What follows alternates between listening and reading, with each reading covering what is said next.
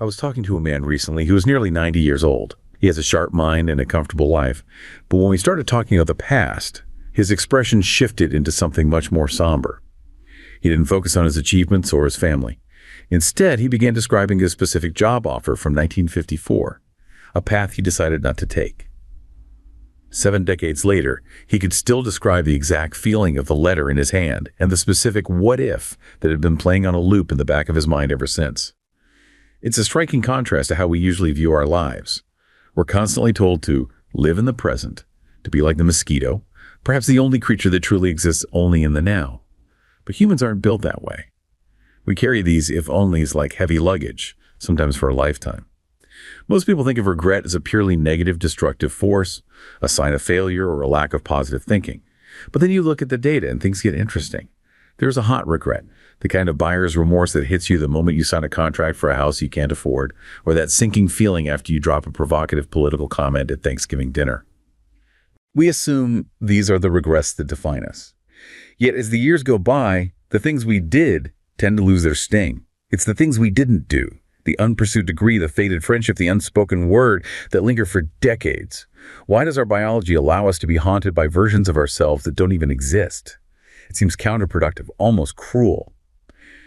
But there's the growing argument among psychologists that this mental time travel isn't a glitch. In fact, if you know how to use it, that painful if only might actually be the most effective tool you have for changing your future. That opening, I think, really establishes the magnitude of the problem we're tackling in this deep dive. It really does. Regret isn't just a personal feeling. It's a profound failure of foresight, and we carry that weight for, decades, as we just heard. So our mission today is to rip apart that common definition of regret as a personal failing. We want to redefine it as a powerful, predictive, and crucially, a productive tool. Yeah. We are going way beyond the armchair psychology of self-help here. We're looking at the cutting edge of psychological research, economic theory, and even advanced engineering. Right. We're going to demonstrate how the emotional weight of what if is now being weaponized and quantified, and not just for individual decisions, but for massive complex systems like national power grids, industrial policy, and even global development strategies. It's a complete reframing of a fundamental human emotion, isn't it? Totally. We're moving from that simple personal question of, how do I cope with my past mistakes? Right. How do I feel better? Exactly. And we're moving to the much more strategic question, which is how can we leverage the ghost of potential failure to build a more resilient and more effective future? The ghost of potential failure. Oh, I like that. Regret, when you look at it adaptively, is essentially a sophisticated prediction engine. Yeah. And the key insight that connects all the sources we've gathered is that so much of modern policy and complex engineering optimization is actively driven by maximizing regret avoidance. So avoiding that if-only feeling on a massive scale. Yes, whether that avoidance is framed in terms of psychological well-being for an individual, or economic competitiveness for a nation, or even mathematical reliability for a power grid, it's all the same core principle. So let's start at the source then. The individual human mind. We all know regret exists, we feel it. But to make it productive, we have to isolate its function. So how does regret fundamentally operate as an adaptive mechanism? And I guess how do we distinguish that from the destructive, spiraling we all sometimes fall into? Well, the adaptive function of regret is to serve as a corrective feedback loop. It's really similar to all our other core emotions. Okay, so like fear or anger. Exactly. When you feel fear, your body triggers a flight response. When you feel anger, it's signaling a boundary violation. Regret signals a suboptimal past choice. So it's a signal that says, hey, that wasn't the best move. Precisely. And productive regret is the ability to internalize that signal, learn from the mistake, pretty swiftly, and then use that learning to anticipate and avoid similar failures in the future. So in a sense, it's nature's way of saying, don't touch that hot stove again. Right. But instead of an immediate physical burn, it's a slower sort of emotional ache that prompts you to change your behavior down the line. That's it, exactly. And the line between productive and destructive regret is really defined by the outcome. Yeah. Regret becomes maladaptive, destructive when it leads to rumination. Just going over and over it. Yes, that constant self-criticism, depression, cycles of resentment, that's when the feedback loop is broken. You're just stuck replaying the failure without actually extracting the lesson. So you're getting all the pain and none of the benefit. Exactly. Productive regret is action-oriented. You use the pain of the past failure to create a concrete plan for a different outcome next time. You didn't study enough for the tests, you feel that sting of regret, and then you immediately revise your study schedule for the next one. That's the loop working correctly. And what's incredibly efficient, which you hinted at earlier, is that we don't even need to suffer the pain ourselves to benefit from this function. That's the most economical use of the mechanism, exploiting the regrets of other people. The ultimate shortcut. It's a form of emotional and cognitive inoculation. If you can observe a negative outcome that happened to someone else, say, a peer who made a really unwise financial investment and suffered massive losses. Or a family member whose lifestyle choices led to a preventable health crisis. We've all seen that. We have. You don't have to make that same mistake yourself. You can visualize that negative future consequence and just preemptively change your own course now. This is a core mechanism in, public health campaigns, but it's also just how wisdom is traditionally transmitted across generations. It's the ultimate shortcut then. Skipping the pain while gaining the wisdom, you're essentially running a high-fidelity mental simulation based on someone else's data set. Precisely. And this leads us directly to the complexity of the pain we experience, the difference between that hot regret and the long-term haunting that plagues the elderly gentleman in your opening story. Let's delve deeper into that contrast. We all know that sharp, intense pain right after an event, the hot regret. Yeah. Can you elaborate on the nature of that short-term feeling? Yeah, hot regret is intense and it's short-lived. And it's almost exclusively experienced for actions taken. Things you did. Things you did. It's a high-intensity emotional flash.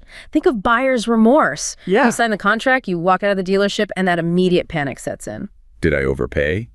Am I going to hate this thing? Did I commit too soon? All of that. Or the impulsive political comment you drop at a family gathering. You feel the air just get sucked out of the room, and that immediate visceral regret hits you. Yeah, that's a familiar one. The action is done, the consequence is immediate, and the feeling is sharp. But because it was an action, we usually find a way to justify it or integrate it, or simply move past it as time dilutes the sting. But the regrets that define a lifetime, the things that truly haunt us, are defined by their absence. They are the choices we didn't make. That is the psychological trap. Long-term regrets overwhelmingly center on inactions, the roads not taken. Right. The degree we didn't pursue, the career pivot we balked at, the friendship we just let fade away, the person we never spoke the truth to. So why do those linger for decades? It's fundamentally tied to how our minds process the alternative. When you choose an action, when you take a path, you experience its flaws, its trade-offs, its inevitable, mediocrity. You normalize the life you actually chose, the good and the bad. Correct. But when you don't pursue a path, the alternative remains idealized. It's a perfect, unblemished fantasy where everything went right. So the man from the opening story, he didn't take that job in 1954. The life he imagined having lived is one where he became, a brilliant, successful industry leader with a perfect family. And never encountered the stress or the failures or the office politics that would have inevitably come with that career path. He only sees the highlight reel. So the rumination isn't about failing the path we chose. It's about a manufactured, impossible perfection of the life we didn't choose. That's a fascinating insight into why these regrets persist for so long. It's the tendency to idealize the alternative. We focus exclusively on the potential happiness, success, and fulfillment of the unpursued path, while at the same time we're discounting or forgetting the genuine good we currently possess in the life we did choose. And our culture probably doesn't help. Oh, it exacerbates it. Psychologists note that our culture, which emphasizes endless possibilities and constant optimization, makes it worse. If you believe you should be able to have it all, total career success, perfect health, ideal family life, then the decision to let any opportunity pass feels like a massive, irreplaceable failure. And if we're talking about opportunities we should walk away from, we have to address the sunk cost effect. This feels like the definition of regret avoidance gone totally wrong. The sunk cost effect is one of the most powerful, irrational forces in behavioral economics. It's driven by a perverse desire to avoid feeling regret over a previous decision. It's just that tendency to keep investing time, money, or effort into something. A failing stock, a toxic relationship, an outdated piece of equipment. Simply because of what you've already spent. Exactly. We often hear the big Douglas examples, the company that keeps funding a disastrous project because they've already poured billions into R&D. But this plays out in mundane, everyday ways too, doesn't it? Absolutely. And I think it's these smaller examples that really drive the point home. Right. Think about waiting on hold for 2 hours with customer service. At the 1 hour mark, you know the outcome probably won't be worth the time, but you stay on hold for the next hour because you'd regret wasting the first hour you already invested. It's totally irrational. It is. Or you order a terribly expensive meal at a restaurant and it tastes awful, but you force yourself to eat every single bite because you paid so much for it, and you end up with physical discomfort just to avoid the regret of wasting the money. That perfectly captures the irrationality of it. So the fear is twofold. Yeah. The fear of wasting the initial investment and that deep, deep fear of admitting to ourselves or to others that we made a poor decision. It's pure loss aversion mixed with a need for cognitive consistency. Walking away from a sunk cost feels like a guaranteed loss of everything you've already expended. But the countermeasure, the psychological tool we can deploy, is surprisingly simple and effective. And what's that? Radical objectivity. That's the technique of asking yourself what advice you would give a friend in the same situation. Precisely. We are so much better at telling others to walk away from a bad investment or a failing relationship or that expensive, disgusting meal. Why is that? Because we see the situation clearly without the filter of our own ego, our own investment, or our own need to justify a past action. When you externalize the decision, when you ask what advice you'd give a friend, you remove the necessity of justifying their sunk cost. You see the future cost-benefit analysis purely. It's about creating that cognitive distance. That's a powerful tool for self-correction. Now, stepping back to development, we see this ability to harness regret manifesting surprisingly early in life. Yes. The capacity to express and exhibit evidence of regret typically begins to emerge between the ages of 4 and 7. That young. That young. And this isn't just about identifying a mistake. It's about connecting a past action to a present negative feeling. What's critical for child development research is the correlation between this early ability and their subsequent behavioral outcomes. So children who express regret are better decision makers later on. Generally, yes. Researchers find that children who express regret are demonstrably better at making choices because they are learning from or actively anticipating mistakes. They're developing that adaptive feedback loop very early on. Can you give an example? Sure. If a child chooses one toy and then sees a peer with a better toy and then expresses regret about their choice, that indicates they understand that a different choice would have yielded a better outcome. They're already engaging in prospective learning and self-correction. So regret is actually a necessary component of rational development. It's a marker of cognitive maturity. It is. Does this ability continue to mature, or does it shift as we enter, say, older age? It shifts dramatically. While the young are constantly anticipating and learning from mistakes, the elderly often exhibit what's termed a positivity bias. A positivity bias. What does that mean in practice? Well, it doesn't mean they never feel regret, but they distance themselves from the day-to-day minor regrets much more easily than younger adults might. They tend to focus on positive memories, downplay recent failures, and use the perspective gained from decades of choices to neutralize minor sources of emotional pain. They seem to adopt a kind of emotional triage, prioritizing psychological well-being. Exactly. Yeah. They often move on with the perspective that every day's a gift, focusing on present blessings rather than dwelling on trivial past choices. The major regrets of inaction might still persist, but the small-scale regrets, the hot regrets, are managed far more efficiently. They've essentially optimized their emotional system to minimize unnecessary internal noise. They have. And this hard-won perspective is actually the perfect segue to our next section, because we are moving from this individual optimized psychological state to how entire nations attempt to achieve the same kind of optimization. That's a necessary bridge. We start with the individual, who learns to look at a friend's mistakes or the wisdom of an elder to choose a better path. Now we're talking about taking that same psychological principle, externalizing the pain of failure, and applying it to these massive, slow-moving systems like national infrastructure and industrial policy. So how do policymakers and planners manufacture the pain of a negative future so they don't actually have to experience it? The mechanism is what we can call strategic perspective regret. It relies on the power of the collective memory of failure, or the collective observation of failure elsewhere. So looking at another country's mistakes. Yes. When we can successfully project a negative future scenario that is so vivid, so undesirable, and so painful that it generates palpable anxiety across the population, that anxiety becomes a political and psychological mandate for massive, costly upfront investment. It's a mechanism of national self-preservation. It is, using the decay observed in others as a preventative shield. Let's start with the clearest example of this. Energy security and infrastructure resilience. We have the story of Arthur. Arthur. He's the elderly electrical engineer living in what was once a prosperous manufacturing hub. His town is now struggling. The local grid is unreliable. And he tracks the utility outages meticulously. Right, and the local news has a name for this. They call it load shedding, a controlled temporary outage. Arthur, who has the historical perspective, calls it the slow surrender. The slow surrender, that's powerful. He sees the failure not as a sudden event, but as the inevitable result of maintenance that was deferred and investments that were missed decades ago. His journal of grid failures is a physical manifestation of collective regret, materialized in rusted transformers and frayed lines. He is living the consequence of the "if only we had maintained the grid back in the 90s. Precisely. His experience is chronic and tangible. But the real power of Arthur's town lies in how it is perceived externally. We have this anecdote of the young student from a rapidly developing nation who visits Arthur's crumbling suburb. And this student doesn't see picturesque decay or historical charm. Not at all. He sees a terrifying future waiting for his own nation if they follow a similar path of neglect. So, Arthur's town isn't a ruin to him. It's a cautionary tale, a high-fidelity warning shot. The student meticulously documents the signs of civilizational decay.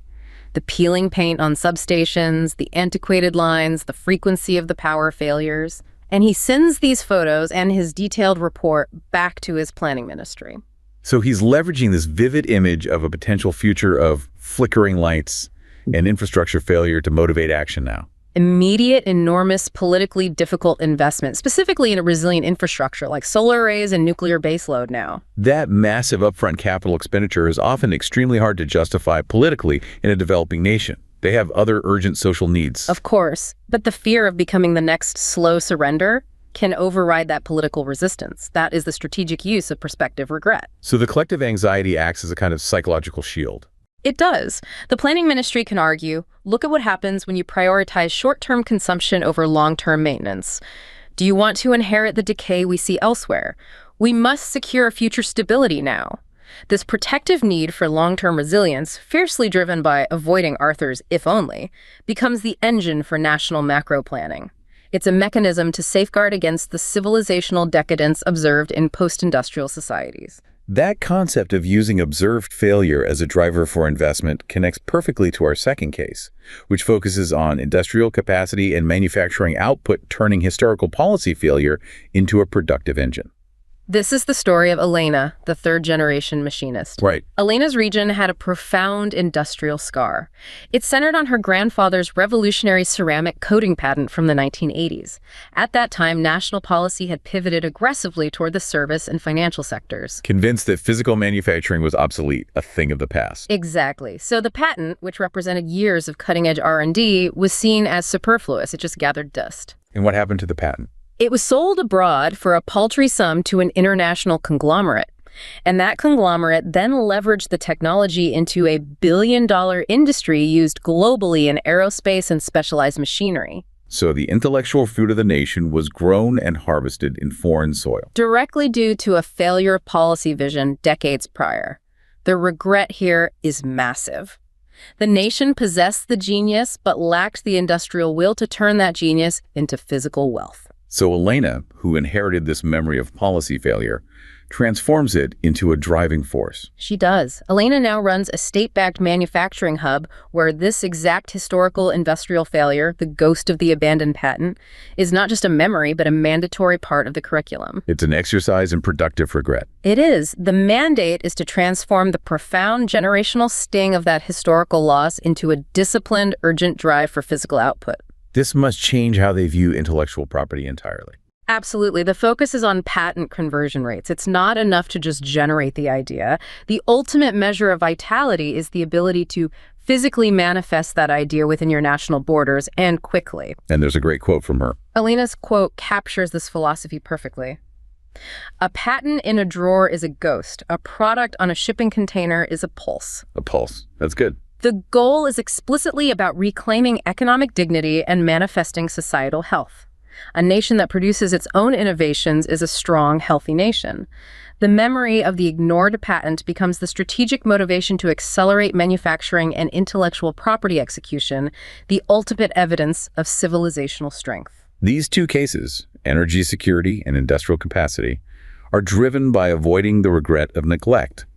But the third case targets a different kind of failure, the regret of inertia. This takes us to Julian, who lives in a town that is slowly becoming economically isolated. Julian is watching a proposed high-speed rail link, which is absolutely critical for his son to access better job opportunities in a distant city stall. This project has been in procedural review for 15 years. 15 years. Julian sees his town as a museum of bureaucracy, just frozen by endless deliberation and red tape. The regret he feels is the profound personal cost of institutional inaction. And the cost isn't just measured in delayed infrastructure. It's measured in lost opportunity for his son and his entire community. It is the, if only we had started 5 years ago, regret multiplied across a generation. And this regret of inertia is being strategically studied and weaponized globally as a societal vaccine. A societal vaccine? How so? Other national planning bodies, particularly those attempting rapid development or massive infrastructure pushes, look at Julian's town and they prioritize state capacity. The pure, unadulterated ability to execute. Yes, to build the bridge or the rail line over the perceived inefficiency of endless deliberation or prolonged procedural politics that are common in some Western democracies. So they're using the collective regrets of nations that talk themselves into stagnation to justify a faster, more effective planning process for themselves. Correct. The primary motivation is ensuring intergenerational upward mobility. They want to ensure Julian's son doesn't spend his prime working years locked into a dead-end local economy because a 15-year procedural review stalled the only link to prosperity. But there's a tension there. Oh, a huge tension. The key nuance here is that procedural politics protect voice, democracy, deliberation. But when those processes become so ossified that they consistently fail to deliver basic, necessary infrastructure, especially for the working class, the collective regret shifts the policy motivation toward maximizing effectiveness. It prioritizes concrete results over prolonged process. They use the failure of the stalled link as a model for what not to become. The power of Elena's story, that tragedy of the ignored patent, is a perfect segue into the hard empirical data on deindustrialization and innovation loss, specifically in the U.S. It seems that the policy shift towards services and finance, which led to the selling of that patent, had a measurable negative impact on the capacity for future innovation right here. It did, and the research provides really clear evidence of this loss. It demonstrates a specific link between where we innovate and where we physically manufacture goods. Okay, let's get into that. Researchers have quantified the link between U.S. firms' patenting activity and the proximity of their manufacturing establishment. Let's call them lever mall, and their innovation establishments, which we'll call the dollar. And P is typically the professional services, so the scientific R&D, the engineering labs. Exactly. So let's define the key unit here, the MP firm first. Right. MP firms are those that possess both manufacturing capabilities and professional R&D capabilities, P. And when researchers analyzed patent data, they found that these MP firms patent considerably more than other types of firms. So there's a powerful intrinsic complementarity between generating ideas and having the physical ability to produce them. It seems so. The two are not easily separated without some kind of cost. And the most stunning data point in the research is what they call the proximity premium. We need to unpack this carefully for the listener. The proximity premium is a quantifiable measure of the benefit you get from having those two functions physically close together. The research indicates that when a firm's closest manufacturing plant and its innovation plant are within 5 miles of each other. 5 miles, that's really close. Their patent grants are 12 log points higher compared to firms whose facilities are more than 60 miles apart. Okay, 12 log points higher is a deeply technical way of describing a real-world advantage. For the average listener, how does that translate into tangible innovation or economic performance? It translates into a substantial, measurable boost in productivity and the quality of the innovation. To put it simply, if you move your M&P functions far apart, you are losing a massive, almost guaranteed innovation premium. So it's not a small effect. Not at all. A 12 log point increase, depending on the base patent rate, can easily translate into the difference between just incremental innovation and genuine breakthrough technology. It means the physically integrated firms are creating more, better, and more economically valuable intellectual property than the firms that have separated their minds from their hands. What's the mechanism at work there? Why do the engineers need to be within 5 miles of the factory floor?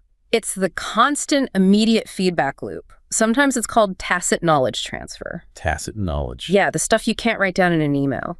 The engineer designing a product needs to be able to walk onto the manufacturing floor, observe the machinist running the prototype, and receive immediate, sometimes nonverbal input about what works, what breaks, and how the design translates into physical reality. You can't replicate that on a Zoom call. You can't. That daily, immediate interaction between the innovation workers and the physical production activity just cannot be replicated by video conferencing or sending a PDF overseas. It generates higher quality, more practical, and more applicable innovation. This research directly contradicts that old idea that innovation is purely an intellectual, white-collar pursuit, separate from the dirty work of manufacturing. It completely undermines it. But the data shows we have been doing exactly that, delinking production and ideas for decades. That's the reality of the U.S. economy over the past 30 years. We've seen a steady and substantial decline in the overall contribution of manufacturing firms to U.S. innovation, and that reflects the trend of offshoring production. But there's a surprising nuance in the data, isn't there? There is. Researchers tracked cohorts of firms that permanently exited manufacturing, they call them FMF firms, during the 1990s and 2000s. And these firms, even after they stopped physical production, they continued to patent at their prior pace. That seems to contradict the idea that the link is essential, at least initially. It highlights that the intellectual infrastructure, the R&D departments, the talent pool, it may persist for a while even after the factory floor empties. You know, they are still paying the scientists to invent things. But here's the critical loss. This is it. While they continue to generate patents by raw count, they no longer benefit from that 12 log point proximity premium. The intellectual infrastructure remains, but the valuable complementarity derived from the physical collocation of M&P is gone. They're producing ideas in a vacuum without the constant refining input of the manufacturing process. So they might patent the next revolutionary coating, like Elena's grandfather's firm, but without the hands-on feedback, the innovation might be technically brilliant, but commercially unviable, or maybe just lower quality. Or it's brilliant, but it takes much longer to transition from the lab bench to the market, and you forfeit that first mover advantage. The loss is subtle, but it's catastrophic over the long term. And this profound regret over lost industrial capacity, the ghost of the patent in the drawer, is what's driving the massive industrial policy push we see today, like the IRA and the Chiefs Peace Act. And this leads us to the heart of the economic and political debate. Is this new wave of industrial policy a necessary correction to decades of regret, or is it destined to become a new source of regret? Critics are raising the alarm, describing it as the curse of nostalgia. The critique is intense because the commitment is staggering. The Congressional Budget Office estimated the Inflation Reduction Act's cost at around $391 billion between 2022 and 2031. But other analysts, like Goldman Sachs, estimate the total commitment of the IRA, CHIPS, and Infrastructure Acts is closer to $1.2 trillion. $1 trillion. So the critics argue that this renewed focus risks repeating the very failures of policy we are trying to correct. Why do critics call it the curse of nostalgia? Because they argue the policy is driven by a sentimental view of what the economy should look like, a return to 1950s manufacturing dominance, rather than a clear, forward-looking economic strategy. And the most fundamental problem they identify is the conflation of conflicting goals. Conflicting goals like saving the environment, creating jobs, and competing with China. Exactly. Critics argue these goals often work at cross purposes. For instance, the fastest way to compete with China might require massive automation and high capital investment, which is great for efficiency, but terrible for job creation. And vice versa. Conversely, prioritizing job creation might mean supporting inefficient, older technologies, which undermines both climate goals and global competitiveness. By trying to achieve everything simultaneously, critics fear the policies will just achieve a muddled, expensive mediocrity. The jobs argument, which is often the most politically potent, seems particularly weak under this critique. It is criticized as almost disingenuous, given the scale of the U.S. economy. Initial estimates, for example, suggested the Ships Act would add only about 115,000 jobs. And while that's great for those families, Of course. But the U.S. economy routinely creates that many jobs in 2 weeks. So critics argue that if the goal were purely mass job creation, this policy is wildly inefficient per dollar spent. Therefore, they suggest the real drivers are either environmental urgency or geopolitical competition, and the job pitch is just political cover. but isn't geopolitical competition the strategic necessity of ensuring we don't rely on a single source for critical technology like advanced semiconductors? A perfectly valid reason to absorb the cost, even if the jobs created are minimal. Are critics ignoring the strategic necessity? That is the critical counterargument that the policy advocates raise. They argue that the $1.2 trillion investment isn't an economic development plan, it's a strategic resilience plan. It's avoiding future regret. It's an explicit attempt to avoid the massive future regret of being entirely reliant on geopolitical rivals for essential inputs during a crisis, the kind of collective regret that Arthur's power failures represent. They're willing to accept the short-term economic inefficiencies to purchase long-term security. So the debate boils down to whether we prioritize economic efficiency now or strategic resilience later. It does. But the historical precedent is troubling for advocates of the policy. Historically, industrial policies have often ended up propping up declining, politically powerful industries rather than promoting genuinely emerging innovative ones. Like the case of Japan. The case of Japan is often cited. Its vast industrial policies showed no evidence of raising productivity growth in the fastest-growing sectors. The curse of nostalgia, according to skeptics, risks implementing policies that appeal to a sentimental view of past manufacturing glory. And that results in immense unseen costs that hinder overall economic growth, and it fails to achieve the strategic outcomes because of those conflicting objectives. The goal is to avoid future regret, but the risk is simply creating new ones. We've moved from the individual's internal time machine to the nation's strategic planning. Now, we make the final pivot to the purely mathematical realm of complex systems engineering. The goal remains identical. How do you manage vast uncertainty to avoid the profound regret of catastrophic failure? And the most complex system we rely on is the electrical power grid.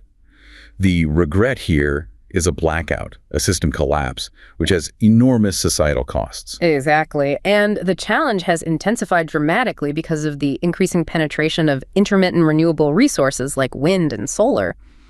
Their variability, their inherent uncertainty, adds immense complexity to how system operators have to plan generation and transmission. So the traditional way of dealing with this uncertainty is what? Through robust optimization models that hedge against the absolute worst-case scenario. Right. So if the worst-case scenario is that the wind dies entirely and a major transmission line goes down at the same time, the system operator has to commit to expensive conservative generation just in case that happens. And that leads to solutions that are overly conservative and incredibly expensive for consumers because you're forced to hold massive operational reserves to hedge against the absolute maximal risk. Can you give an analogy? Sure, think of it like this. If you were planning inventory for a clothing store, the robust policy would be to assume every single customer in your city will want the same expensive coat. So you're forced to overstock at enormous cost just to minimize the tiny, tiny chance of a massive shortage. Okay, that makes sense. And this is where the concept of regret provides an essential, more pragmatic alternative. It does. Let's introduce the concept, minimax regret optimization. Okay, minimax regret optimization. This shifts the objective away from minimizing the worst-case total cost, which is that overly conservative, traditional, robust model, and it shifts it to minimizing the maximum possible regret for each scenario within a defined uncertainty set. Okay, so to understand this, we must first define regret in this technical context. Right. In psychology, regret is an emotion. In engineering, it's a quantified metric. What is the equation? The technical definition of regret is the difference between two costs. The first is the minimal total cost achieved by fixing the first stage decision, say, the commitment of which generators to turn on for the next 24 hours. That's called unit commitment. Okay, so that's the real-world decision. Yes.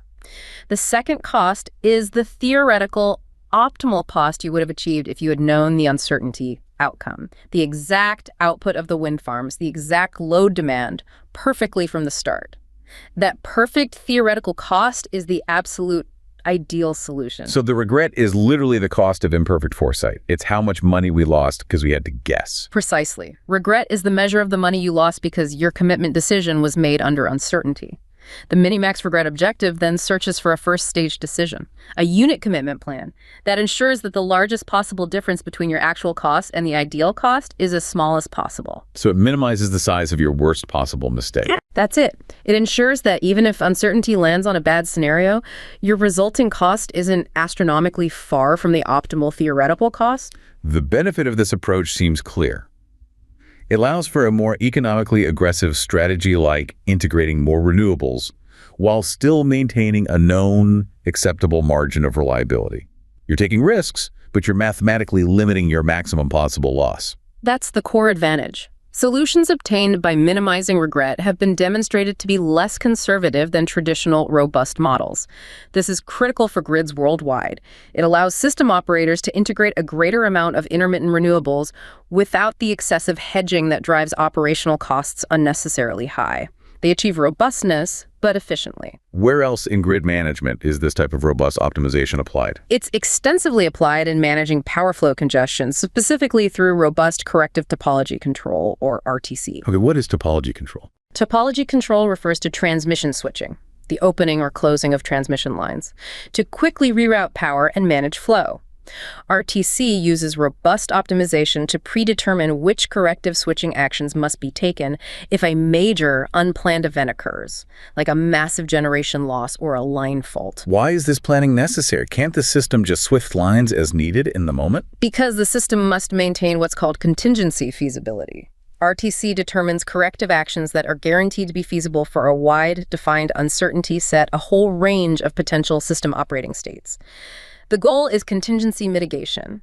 The switching actions determined by RTC increase the system's operational flexibility and stability significantly. For instance, they can increase the do not exceed limits for renewable resources, which means the grid can safely handle higher variability from wind and solar without risking a cascading failure. And the specific switching actions can sometimes be counterintuitive. They absolutely are. Studies show that the optimal transmission switching action is often not to open the congested line to relieve pressure. Frequently, it will be to open a lightly loaded line in a completely different part of the grid. That's fascinating. This action strategically reroutes the power flow across the entire system, often creating a better, more stable path for the overall grid. This really demonstrates why human intuition is insufficient and why systematic optimization tools like RTC are so necessary. Now, a key technical point. Yeah. These optimization tools are often based on simplified mathematical models of the physical system. What are the limitations and why is this acceptable? This is crucial for you to understand. The physical reality of the grid is governed by the complex, nonlinear laws of physics described by the AC optimal power flow, or ACOPF. And the ACOPF problem is too computationally intense to solve in real time for massive grids. Exactly. Therefore, the robust corrective switching scheme is generally based on a simplified linear approximation called the DC optimal power flow, or DCOPF. So DCOPF is the simpler, fast-to-calculate version, and ACOPF is the true complex reality. Yes. The RTC solution guarantees feasibility for the DCOPF problem for a wide range of operating conditions, and the engineering insight is this. While this guarantee does not strictly hold for the more complex, true-to-life ACOPF, developing a robust DCOPF solution substantially increases the chance that the chosen topology solution will also be AC feasible. So it's the most reliable, fast estimate possible. And it provides a level of near-guaranteed reliability far beyond relying on ad hoc decisions. To bring this back to our original theme, in power systems, we are contrasting the policy of absolute worst-case minimization, the traditional robust policy, with the policy of minimizing our maximum potential mistake, which is regret minimization. And minimizing regret provides a pragmatic middle path. Given the enormous costs and societal consequences of a potential blackout, which makes the robust policy often preferred, regret minimization is a tool that allows the system to achieve high reliability and feasibility without incurring the maximal resource-intensive costs associated with the most highly conservative, absolute worst-case solutions. It's about optimizing for efficiency while steering clear of catastrophic failure. So we've come full circle. We started with the simple emotional pain of an if-only in an individual's life and discovered that whether we're talking about an elderly man regretting a job offer in 1954, right, or a nation regretting a stalled policy from the 80s, or a power grid anticipating wind variability, regret is essentially a sophisticated prediction engine. It is the ability to internalize failure past, future, or hypothetical, and use that insight as the sharpest possible tool for present action. It redefines what we mean by resilience. The greatest shift isn't learning to live without regret, which is, an impossible and arguably undesirable goal. The greatest shift is learning to see the pain of what wasn't. What was observed in Arthur's crumbling suburb, what was feared in Elena's ignored patent, or what was mathematically calculated as the cost of imperfect foresight, as the most reliable information we have. We use that projected pain, that predictive negative outcome, to steer the present course toward the path of minimum future sorrow. It is the ultimate test flight simulator, ensuring we build a future that the next generation doesn't have to inherit with a crisis we could have easily avoided by acting now.